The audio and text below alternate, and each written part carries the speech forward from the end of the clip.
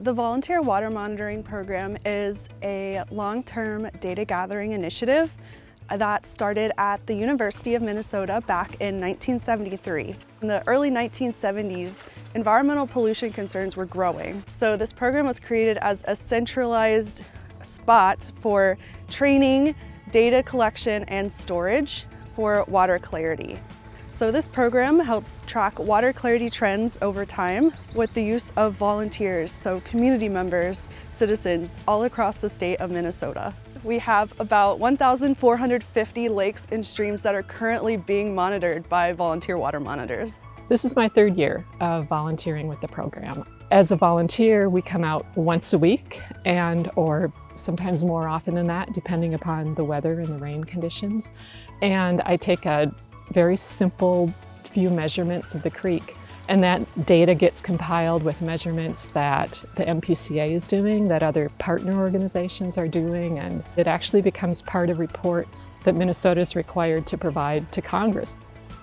Monitoring staff only get out to a watershed once every 10 years. And so these volunteers that are out there are filling in all of those gaps from our monitoring staff. And we do need 8 years and 50 points of data to be able to make a water clarity trend, to run that analysis. One thing that we're asked to record is the aesthetic quality of the water. Is it just perfect, it couldn't be better, or is it degraded? And then we also make just a measurement using our eyes without any equipment about how clear we think the water is on a scale. And then after we do that work, then I take that transparent tube and fill it with water from the middle of the creek, and I drop that disc down into the tube and I see how far it falls before I can't see the black and white markings on the disc anymore. For lake monitoring, volunteers go out on their lake to a designated site on the lake, and for lake monitoring you will need a boat, kayak, canoe, or paddleboard.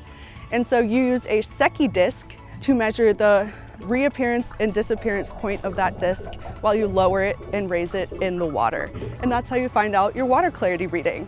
You'll mark down your Secchi reading, which is your transparency or clarity reading, on your data sheet that we provide, along with a few other observational parameters such as water color and recreational suitability, and send that data sheet back to us in the fall. It can be meaningful to just spend some time with the creek or with the lake. It's just a really enjoyable and beautiful way to be outside.